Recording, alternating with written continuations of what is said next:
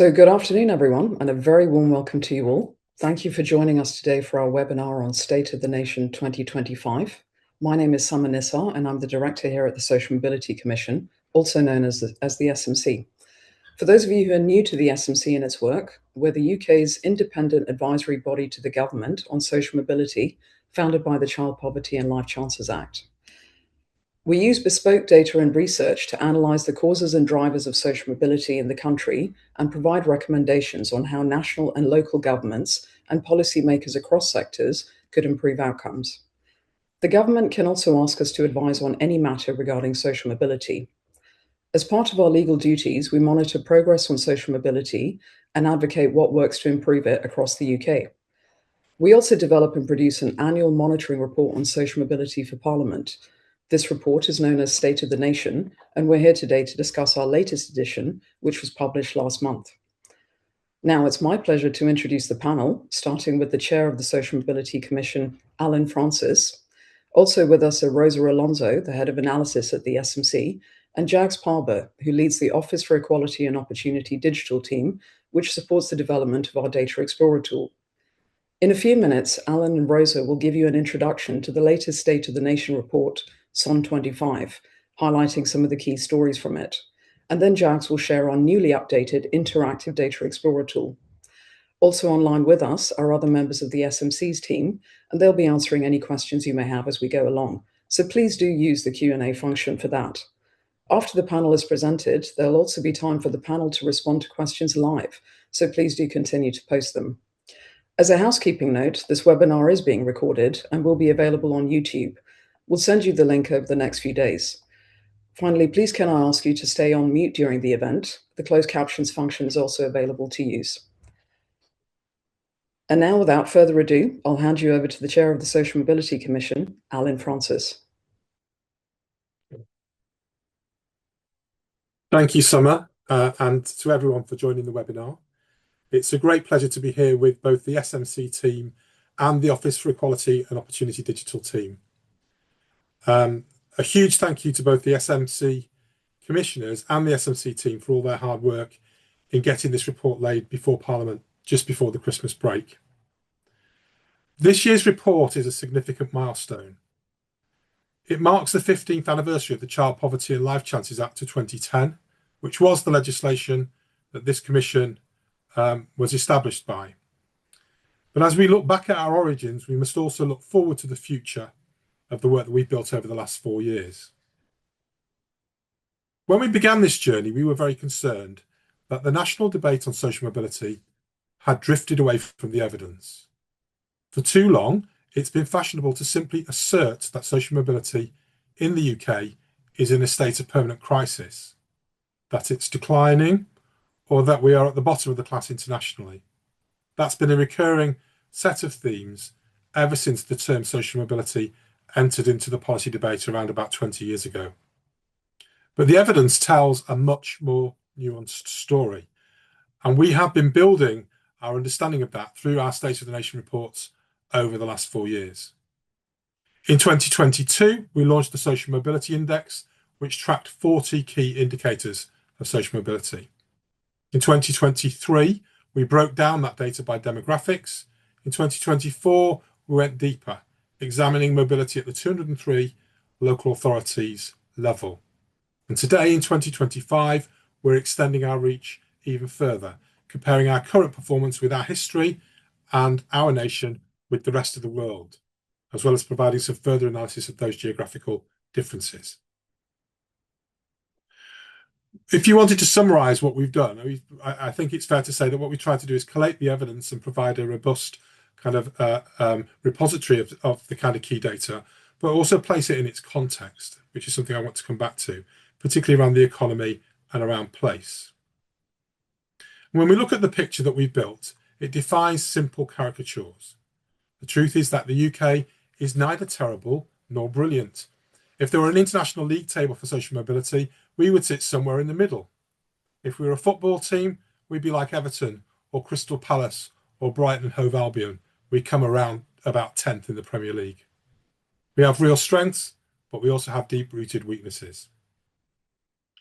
Our State of the Nation report for 2025 shares the evolving story of social mobility in the UK and analyses the data spanning the last 25 years.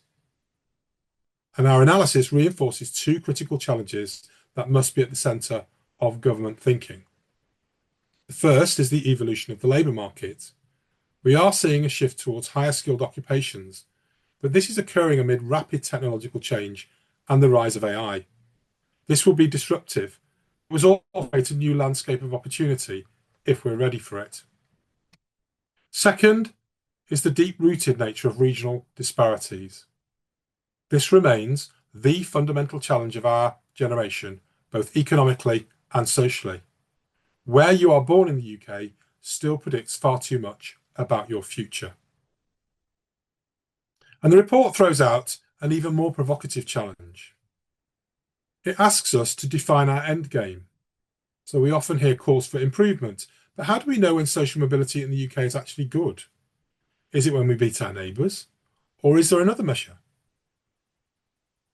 In the absence of clear goals, the debate often defaults to an oversimplified equality of outcome approach. Worse, the one outcome that seems to get all the attention is access to elite professions. To be blunt, we have to ask ourselves whether we spent too much time focusing on the lucky few. Policy in the UK maybe has focused too narrowly and fixated on how many people from lower socioeconomic backgrounds can enter into those elite occupations. And while that matters, it ignores the wider disparities beyond those elite circles. We spent so much energy tracking the diversity of the top that we perhaps have neglected what social mobility means for everybody else.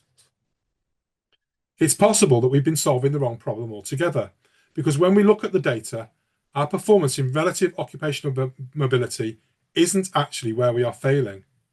For example, one very important measure is upward absolute income mobility. That's the percentage of people who are earning more than their parents did at the same stage of life. Now, the UK's rate is actually very similar to that of Norway, Finland, Sweden, and the Netherlands, and it's better than Canada, Denmark, and the USA. However, it appears to be declining, from almost 80% for those born in 1975 to less than 70% for those born just 10 years later, in 1985. Meanwhile, relative occupational mobility has been stable or may have even improved. We've been focusing on the outcome that's got slightly better, while ignoring the one that's got worse. We are seeing stagnating real incomes, a housing market under immense pressure, and a younger generation that, unless they have inherited wealth, finds their housing opportunities far more restricted than those of their parents. Why? What's happened? Well, there's lots of complicated answers to that question. We can't explore all of them today. But on the basis of the evidence we've presented, the Commission does believe that we need to change our focus. Social mobility should not just be about a few people escaping their circumstances. It must be about increasing opportunities for the many.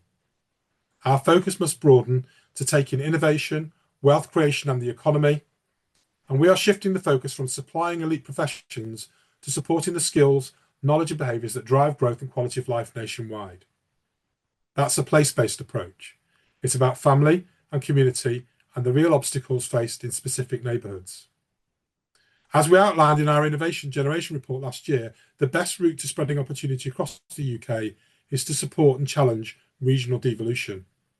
The State of the Nation 2025 is more than just a data update. It's a call to move beyond the elite and focus on the many. It is time that we delivered a version of social mobility that is relevant to the whole country.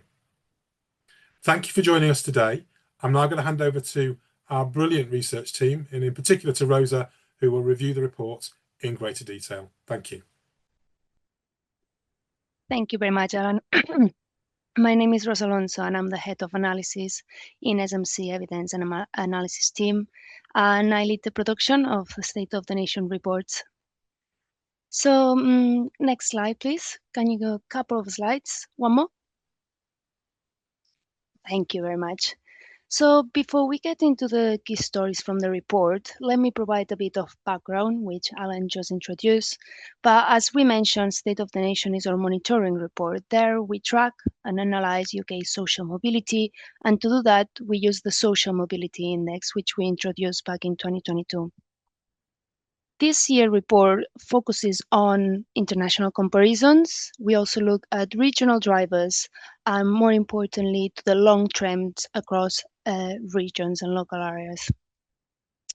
As per usual, our main data source is the ONS Labour Force Survey, but we use many other sources such the FE attainment data, the annual survey of hours and earning, etc.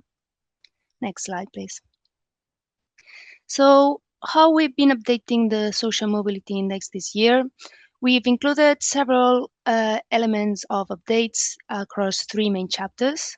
First of all, we have conducted the literature review of the different social mobility outcomes, and we have benchmarked the UK against developed nations.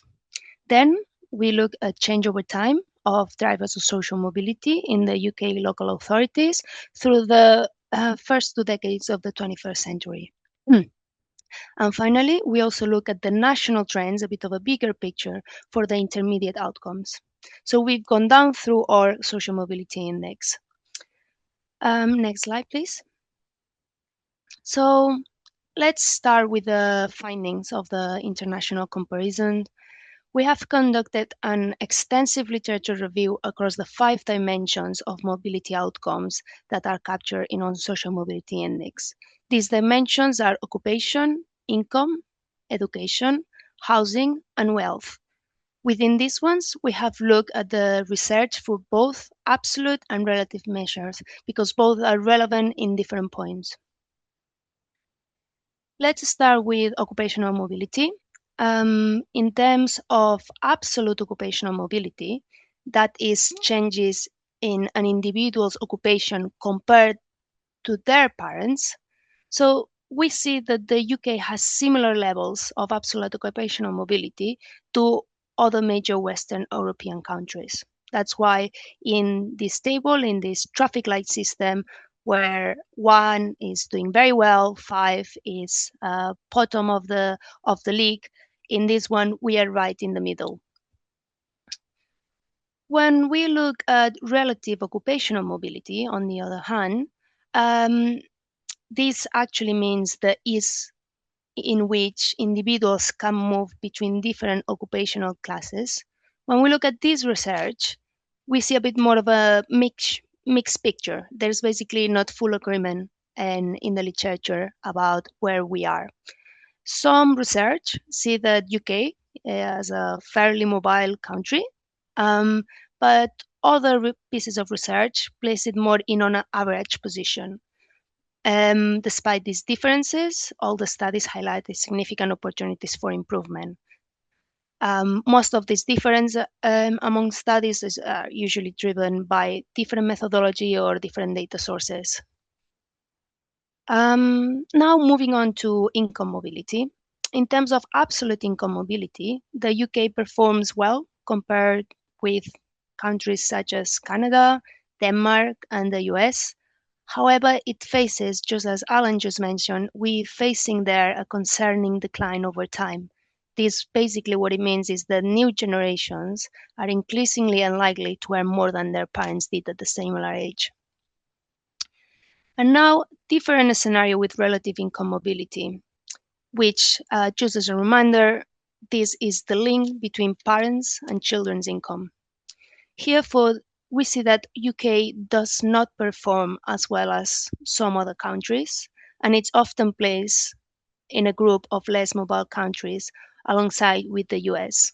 That's why we see in the traffic light score, we have assigned, after doing the whole comprehensive review, we have assigned a 4 out of 5, where 5 is the worst score. And by contrast, still talking about relative income mobility, we find countries such as Australia, Canada, New Zealand, and specifically the Nordic states as well, that have achieved higher levels of relative income mobility. So if we want to look for potential policy lessons, these are the countries to look at. Next slide, please. Thank you. Right, let's move on to the third dimension of mobility outcomes, which is education. This again presents a complex picture. when we look from the international point of view. The UK is placed among the countries where people have a good chance of upward educational mobility, such as Belgium, France, and Japan. This is when we look more at absolute educational mobility. However, when we look at relative educational mobility, despite not performing badly, we still face a fairly strong intergenerational link, meaning that child's education level heavily depends still on their parents' backgrounds. So that was education. Finally, housing and wealth, which can be slightly grouped together. Let's start with housing. We find that housing data, which is, we basically here look at parental renting versus owning a home and compare with children later in life if they rent or own home. So we find that the data is way less comprehensive than the other dimensions we just discussed. But for the available evidence, this one clearly shows a sharp decline in the UK's housing mobility in the recent years. The positive impacts that we found in policies such right to buy scheme back in the 1880s have greatly diminished nowadays, and this has restricted mobility opportunities nowadays. So the picture is not looking very positive, but there's no enough evidence to tell us where we are at the moment. Very similarly, with wealth, this is another crucial area where the data is unfortunately quite limited, and this basically highlights a need for improvement and research in these two topics. So just to conclude on the international comparisons, it is very difficult to summarize in a single sentence how the UK performs against other similar nations in all aspects of mobility, as Alan already made reference to it. It really depends on the outcome you look at. In general, we can say that UK finds itself in the middle, performing maybe slightly better in relative education and relative occupational mobility. It also performs relatively well on absolute income mobility, although this one is declining. And then finally, we are slightly worse in others on relative income mobility, as we have highlighted in the traffic light table. Great, so that's the big summary for international comparisons. If we can go to the next slide, please.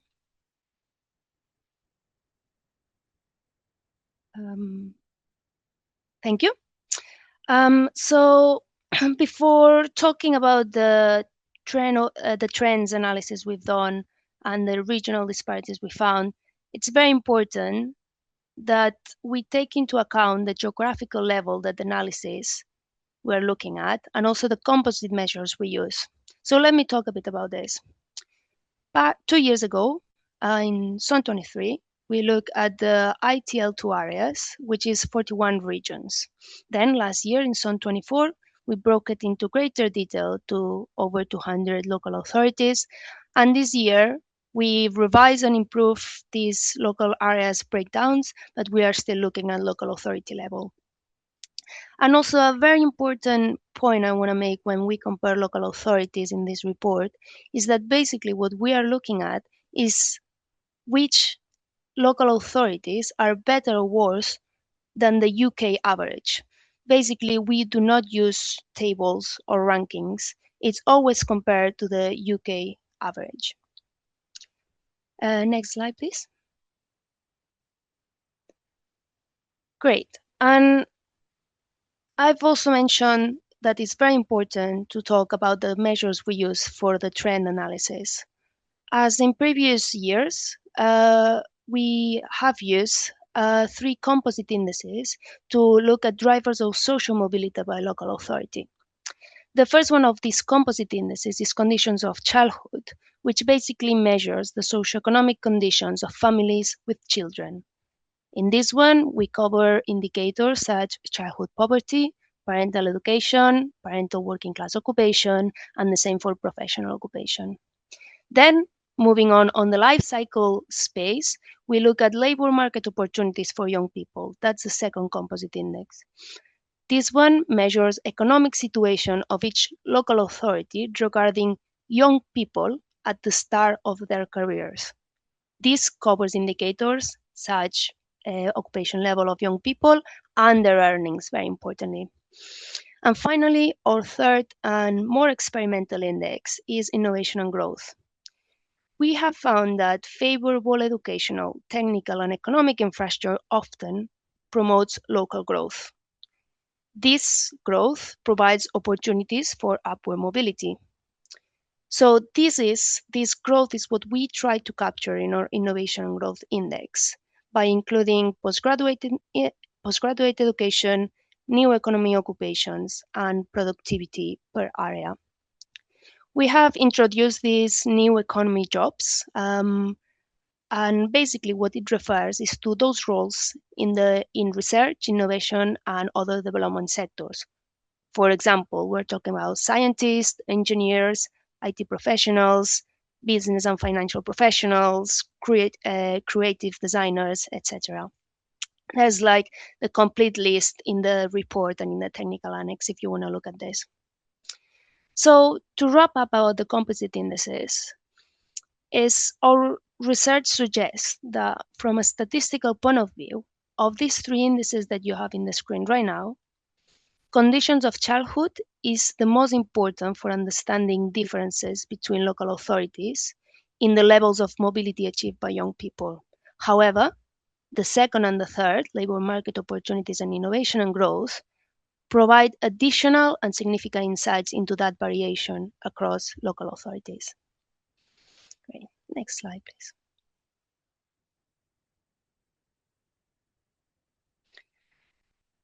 So let's get into the key stories we found of this analysis.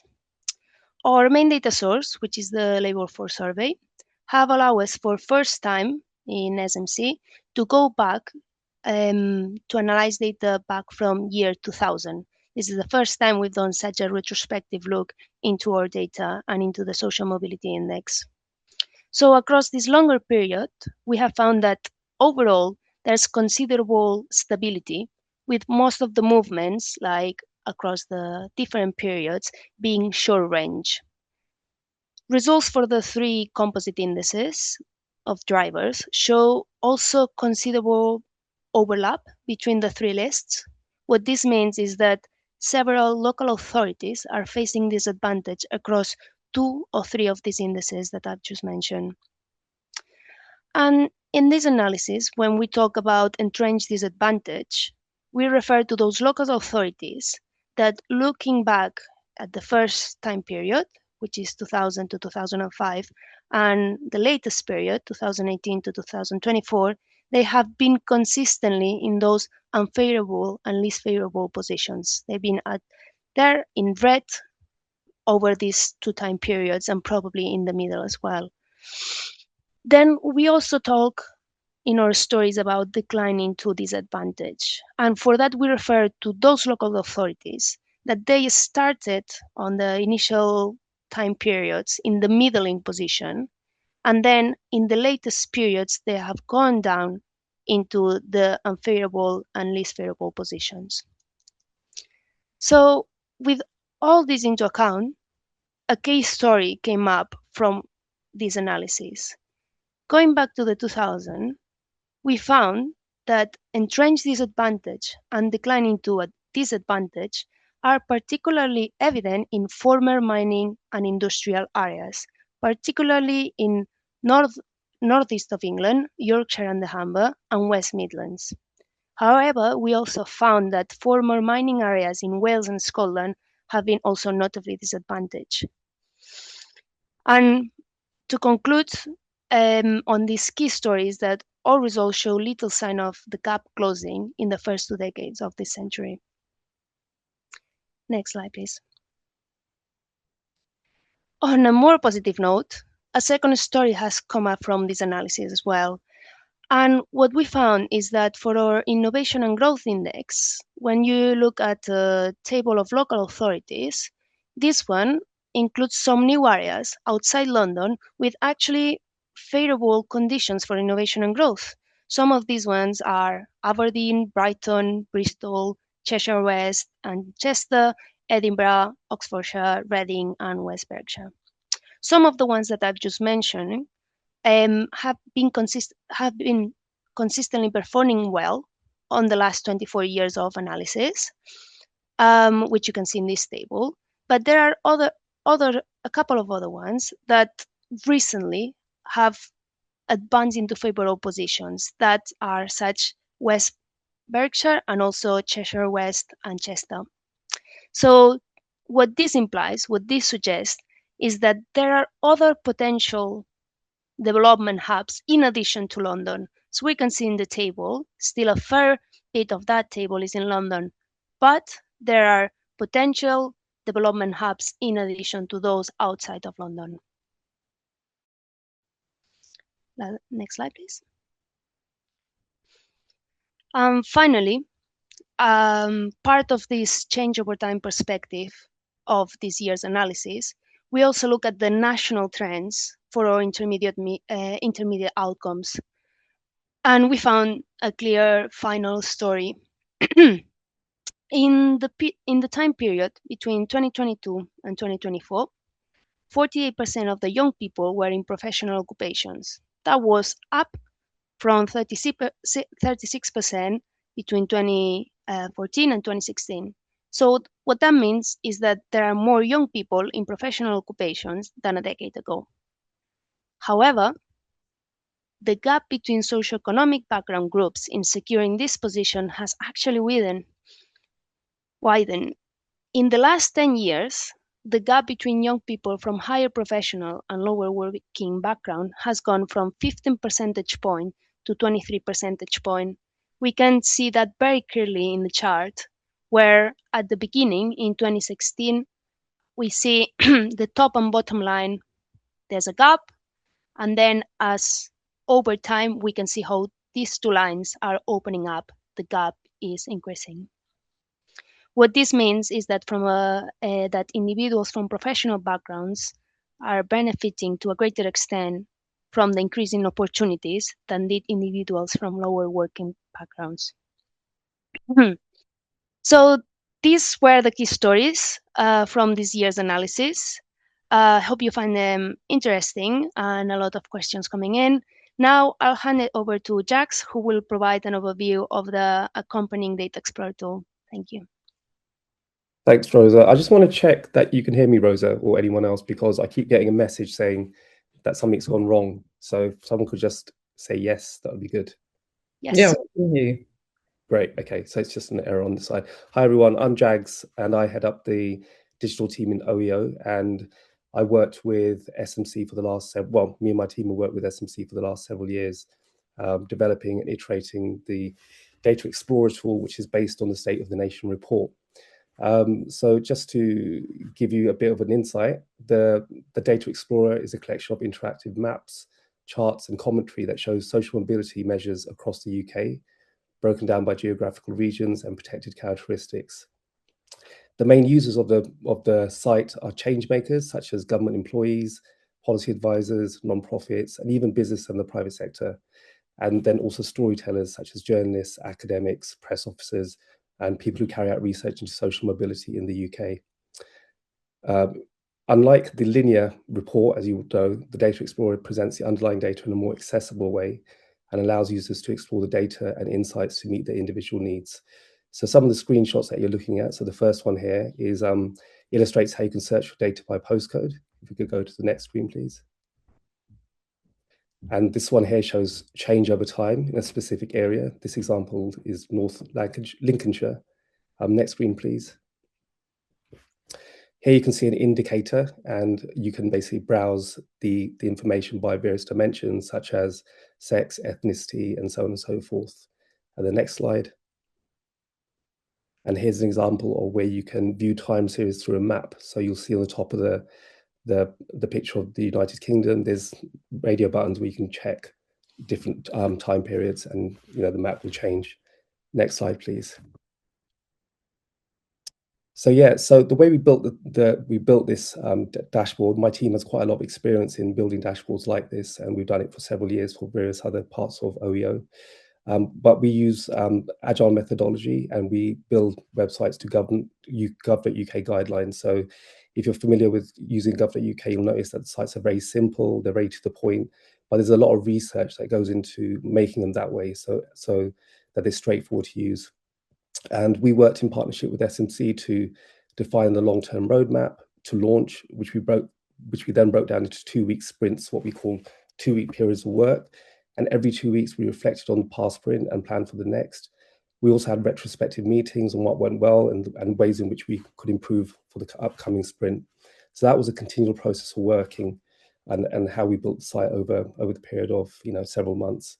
A crucial part of the experience is accessibility, and we built the Data Explorer to be compliant to what they call WCAG, which is Web Content Accessibility Guidelines 2.2, as much as possible. In some places we can't offer that, but where we haven't been able to do that, we've written about it in an accessibility statement.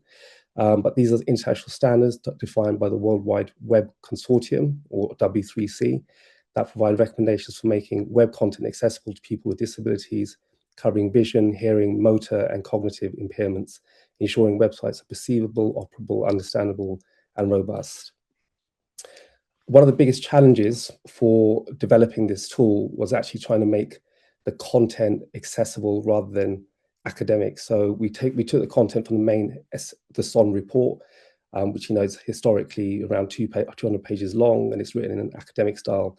But our challenge was to make it understandable and accessible to a wide audience, including non-specialists.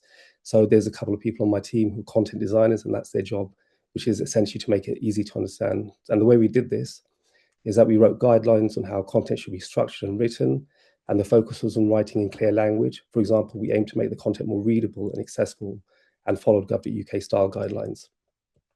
We rewrote content for every indicator covered in the main report, 1 page per indicator in the Data Explorer, and we focused on a summary main findings section, which included the main social mobility headlines for each indicator. From our research, we found that this is quite a useful thing that people want to know. They want to know the headlines, as well as having more of a deeper dive into the data. At every step, we worked in collaboration with SMC, and we also created simple journeys between the report on gov.uk and the Data Explorer, so people could find it easily.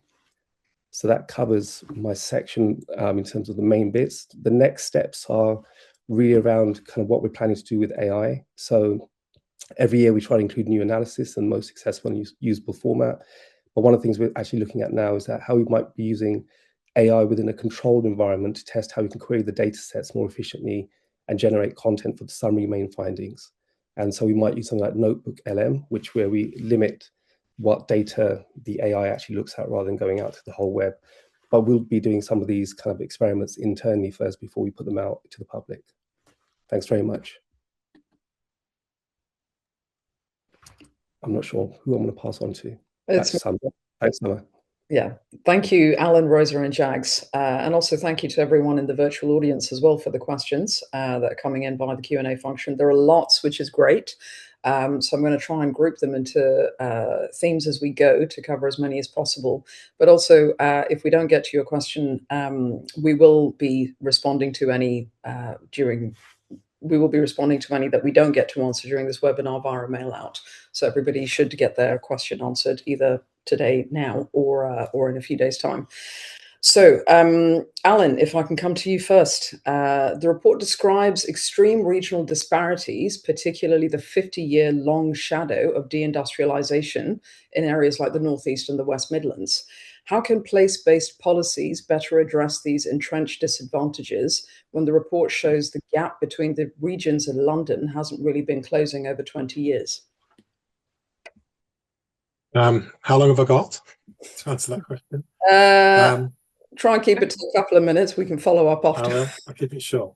So I think it's fair to say that if you look at all of the work that we've done through State of the Nation and other reports since 2022, geography stands out as a huge aspect of social mobility in the UK. It's true probably in other countries as well, but one of the things that is characteristic of the UK is the extreme gap between London and everywhere else. And when I mentioned earlier the importance of putting social mobility statistics into context, it's the economy and the place-based side that we think is the really important contextualization that we need to make. So if you compare the likely outcomes for a young person of let's imagine a young person growing up in a relatively poor family in the outer London boroughs compared to an equivalent young person growing up in the northeast, for example. The outcomes are very, very different. And if you do want to look for examples of long upward mobility, the kind of the success stories are coming from a very uh, poor or disadvantaged background and achieving a very high status profession. That is more likely to happen to you if you're growing up in London than anywhere else in the country. Now, when we get into the detail, though, of that, we've also got to ask some harder questions about why is our economy shaped in the way that it is, where London is so dominant. And the sectors that are in London, which have clustered together in London, are particularly dominant. And that does go back to the 80s, 90s, even in the 2000s when this process accelerated to deindustrialization and the lack of clear alternatives for those places outside of London. Now, some places, as our report shows, there are some places that are making their progress towards the kind of service new economy. Manchester stands out, but there are other cities doing similarly interesting things. We've been to Liverpool, we've been to Glasgow, we've been to various other parts of the country, we've been to Wales. And then everywhere you can see some green shoots around that. But that gap is quite big. And one of the challenges it presents in social mobility is that during that period, one of our collective approaches has been to offer opportunity through education, which means achieving well at school, going to university, leaving home and moving to a university city, and often moving from there into profession in London. And that model is under real strain. If you go to the areas where you can see real disadvantage and lack of opportunity in the Midlands, the North, East Midlands, you can see pockets of this. Our report gives you a sense of where this is: Scotland, rural areas, seaside towns. Wales has got some substantial problems. You can see that what that's not helping with is where is the opportunity for those who don't fit that model. And it is a model that leans towards those who may be from humble backgrounds, but are academically more either more able or have better support. And actually, it doesn't address the question of what the social mobility options are elsewhere. So the answer to those questions is not easy. If it was easy, we'd be doing it. But we are advocating a place-based approach, partly because you can't get to the complexity and nuance of all this without taking a place-based approach. There isn't a one-size-fits-all strategy for everywhere. And it's very much about integrating the economy and the economic aspects of social mobility back into the centre of the picture. It's the economy that generates occupations, it's the economy that generates income, and it's the growth of the economy and innovation in the economy that also creates opportunity for people to move up and down.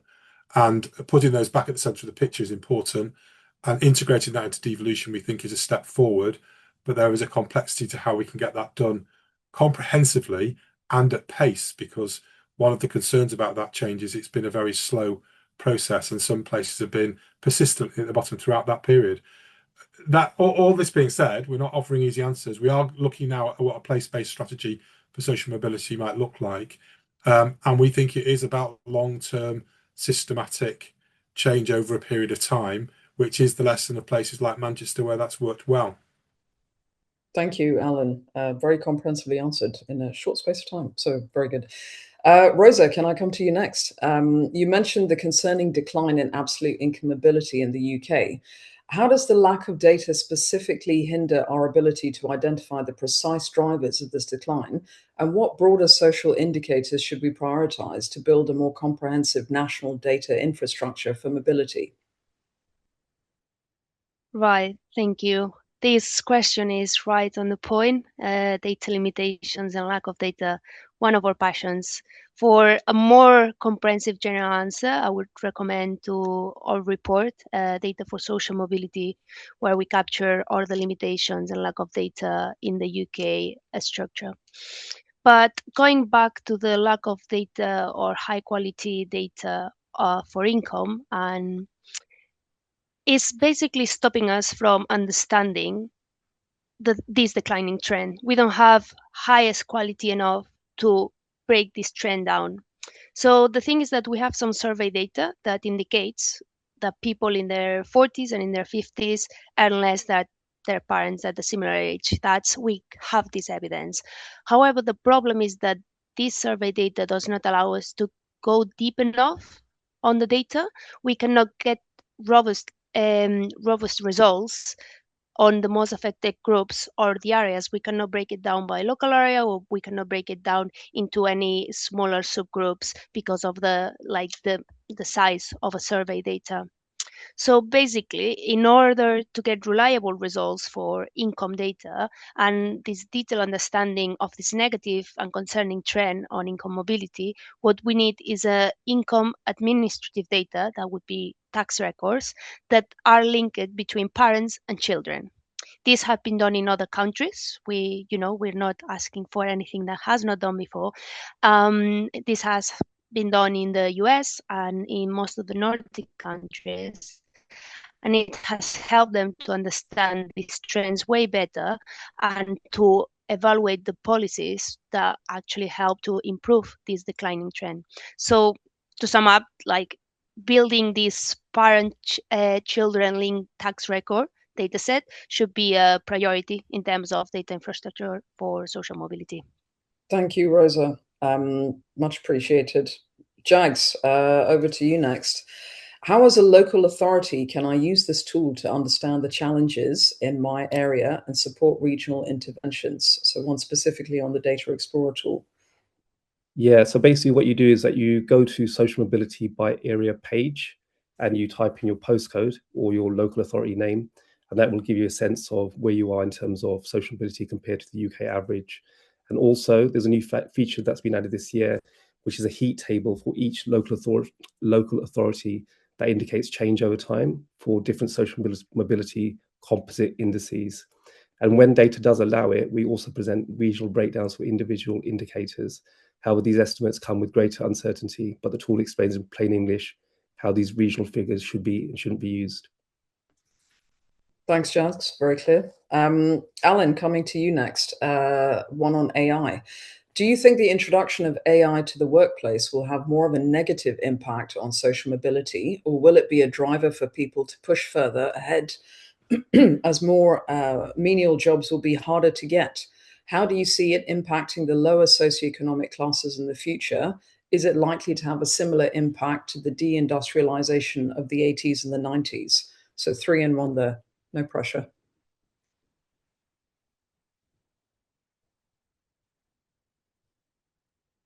I think you're on mute, Alan, I'm afraid.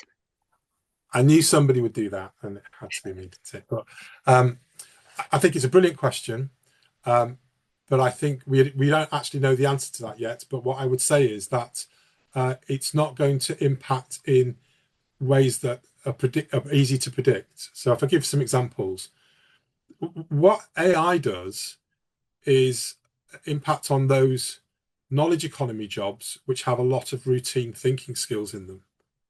So, for example, my day job is I run a college, a further education college in Blackpool and the Fylde Coast in Lancashire. And many of the areas we teach will not be substantially, dramatically changed by AI. The AI will have some impact, but for example, it's not going to cook food. It's not going to replace chefs. It's not going to replace hairdressers. It's not going to lay bricks. It's probably not going to be able to do joinery. It's not going to be able to do electrical rewiring. It's not going to be able to do plumbing. It's not going to be able to do social care. It's not. So it might support changes in these occupations in different ways, but it can't do those jobs. So jobs that require physical engagement of one kind or another are probably going to be less impacted on AI than many jobs that we think of as professional occupations, finance, for example, human resources. So the impact is going to be different to previous rounds of technological change. And the other issue is whether it replaces occupations or changes the way that they're done. So, for example, I know there are local authorities looking now at how AI can help them to manage the routine aspects of their social work cases so that their social workers can spend more time in making assessments and interventions to support families and individuals, for example. So I think it's unpredictable, but I think ironically, this time round, those in manual occupations and with manual skills are probably more protected than those with intellectual skills, which are more routine. And I think therefore the impact is going to be more unpredictable than we might imagine. Thank you, Alan. The next question is for Rosa. Do we know to what extent educational mobility affects other areas of social mobility, for example, income and housing?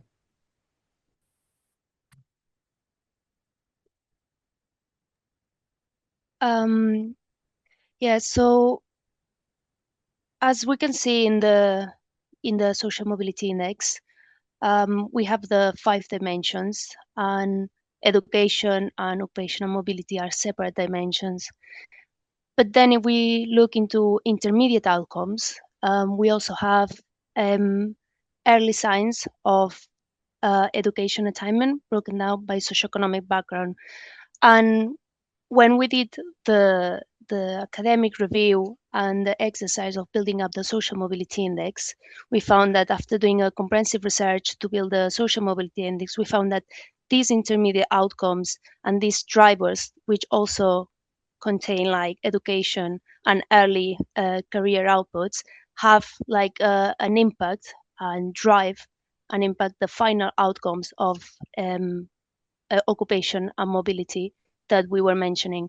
But education mobility in itself is a mobility outcome as well. Thank you, Rosa. Jags, one for you. What are the next steps for the development of the Data Explorer tool? Yeah, so as I mentioned, we're going to be looking at the use of AI to query the data. And the thing with AI is that you have to be very careful in terms of how you Q&A it, because the one thing AI does that it doesn't know it's doing is to mislead people with the information that it's putting out there. So we have to put some real checks and balances into how we essentially query using AI models. And as I said, we're using something called Notebook LM in the first instance, where you specify exactly which data sets you want it to look at rather than go out to the whole web. So that's kind of one of the main bits of work across not just this data dashboard, but several data dashboards that we work on. So yeah, so watch this space. Thank you. Looking forward to it already. Alan, if I can come to you next. Given the widening post-pandemic attainment gap and the shrinking earnings premium for university degrees, how must our national strategy shift to deliver collective prosperity for everyone, rather than just for a fortunate few in elite roles? Well, I think, sorry. Oh, there we are. It's okay. I think that's at the core of our argument, really, which is that we need to see a wider variety of opportunity across a wider variety of places for a wider variety of people. And that involves thinking about some of the things we talked about, which is left behind places, people are following non-graduate routes, what the opportunities are for them, and so forth. And it means really thinking quite a lot harder about both the educational pathways and the economic ones. So if I link it back to the AI question, it's interesting. There's an interesting shift for some people now between degree routes and vocational or technical routes. Sometimes they overlap, higher and degree apprenticeships, our degree level qualifications, but they're delivered differently. But I do think that these are going to be more difficult questions for people to think about in terms of building and developing their careers, because they're going to be a much harder calculation to make about the trade-off, about the investment you're making in what you're learning and the potential returns in what's going to be quite a rapidly changing economy. So now that there are negatives and positives to that. Some people that will have a negative impact on, others it will open opportunity in ways perhaps that hasn't been the case for the last 20 years or so.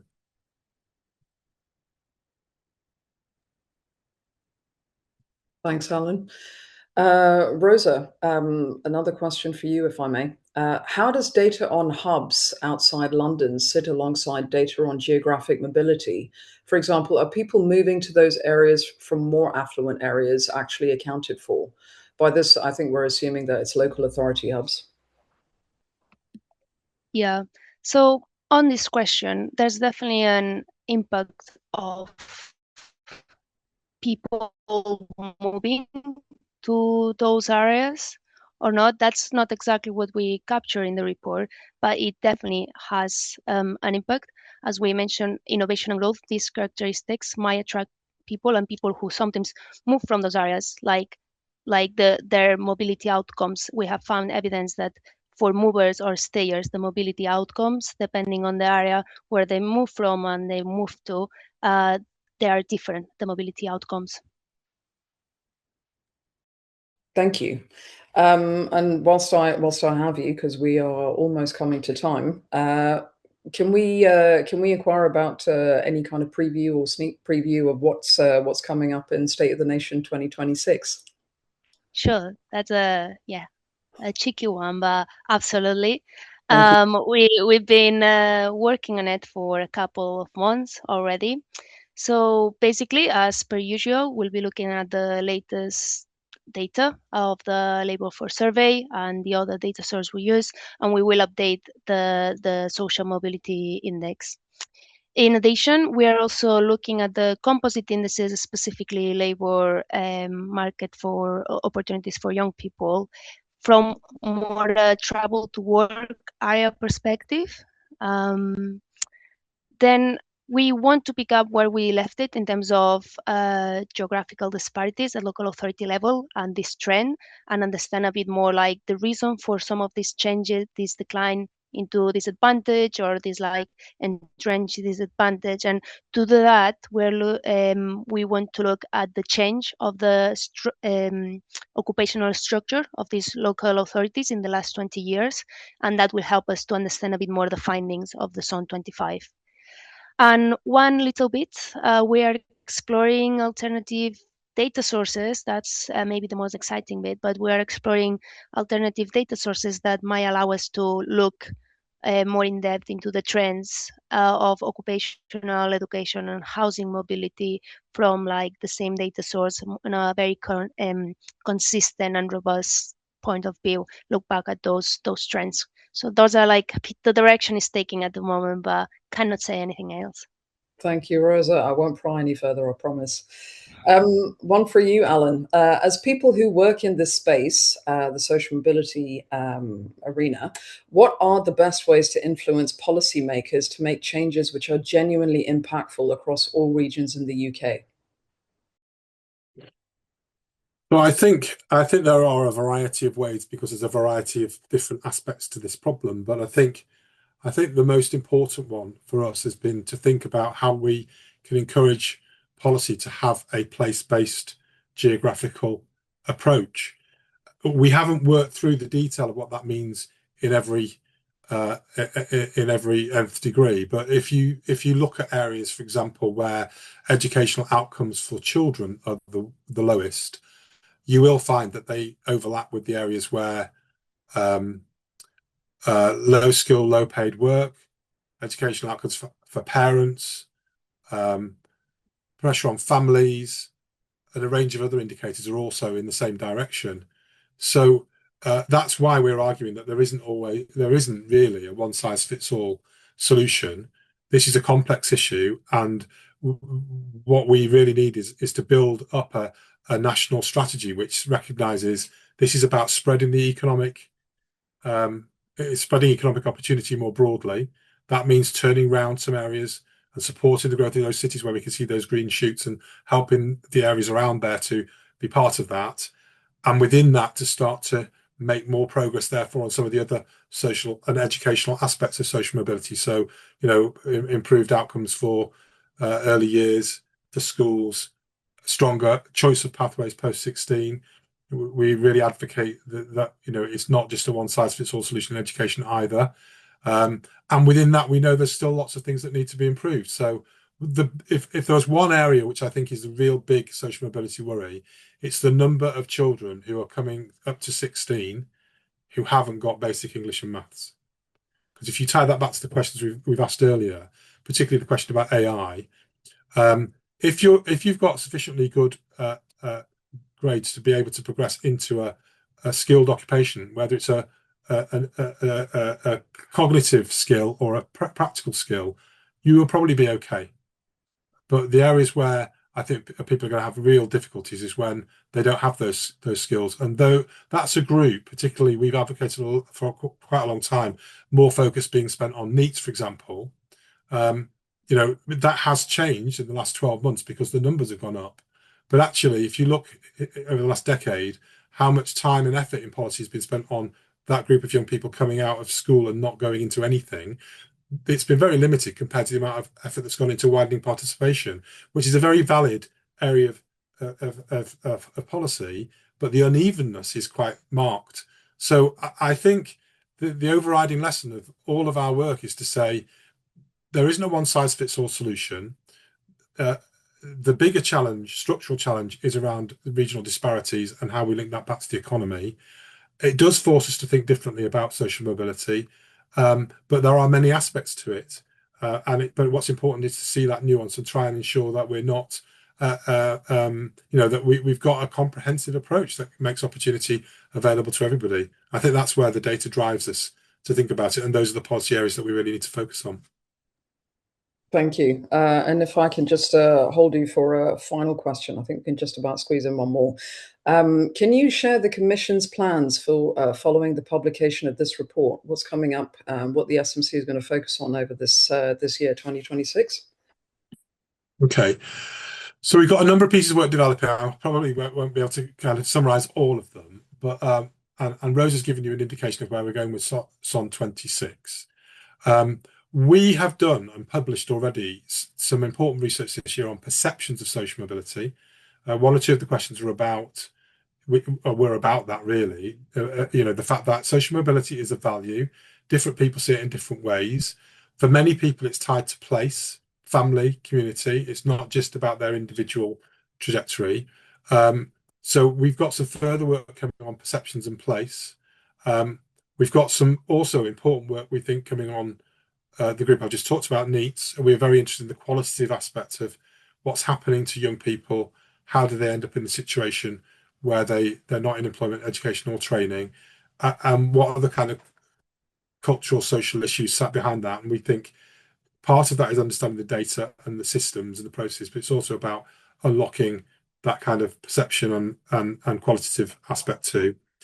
We're also doing a significant piece of work around what does a place-based social mobility strategy look like, and that's building on a number of things we've done in the last year outside of the State of the Nation. So we did our regional insights report. I'd encourage people to look at our economic growth and investment and inclusion report. I would encourage everybody to read the report that we published with Philippe Aghion, who this year won the Nobel Prize for Economics for his research on social mobility and innovation, which is going to be absolutely critical. So we want to try and pull some of these themes together around saying, well, what does a place-based approach look like in a way that integrates those different policy areas? And hopefully that will give some much more robust and clear policy recommendations than we've been able to do while we've been building this analysis. Thank you, Alan. And thank you as well for bringing us right on the nose to time. So very much appreciated. Can I thank everybody for your great questions and comments in the various chats? Unfortunately, we have run out of time, so with great regret, we'll have to bring this webinar to a close. Once more, thanks to our esteemed panel, Alun Francis, Rosa Alonso, and Jags Palber for the session and for their time today. Very grateful for that. And a huge thank you to everyone who joined us online. We hope you found this a useful introduction to SON 25 and also found the kind of direction of travel that the SMC is going in with regards to its projects and works over 2026. Helpful to hear about. And we hope that you will also find the Data Explorer tool something to aid you in your own practice and policy making as you go forwards. You can sign up for future events on the SMC's website. We do go around the country at least once a quarter for different events that we put on. And please do get in touch with us if you'd like to discuss social mobility and the work that you're all doing to help overcome barriers to opportunity. We really would love to hear from you and work with you wherever possible. So once again, thanks very much for your time, and goodbye for now.